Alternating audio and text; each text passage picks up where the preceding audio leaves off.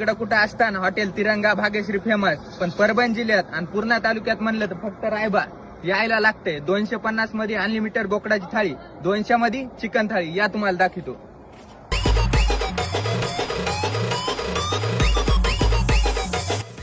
ही बोकडाची थाळी फक्त 250 रुपये आणि चिकन थाळी फक्त 200 रुपये.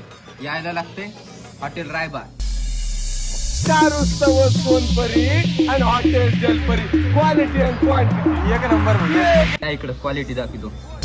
बोलायचं नाही. मालचान खोटं सांग ना. हॉटेल भाग्यश्रीची थाळी खाली, तिरंगाची खाली, पण असली क्वालिटी ना फक्त रायबा देऊ शकते. त्याच्यामुळं एकदा अवश्य भेट.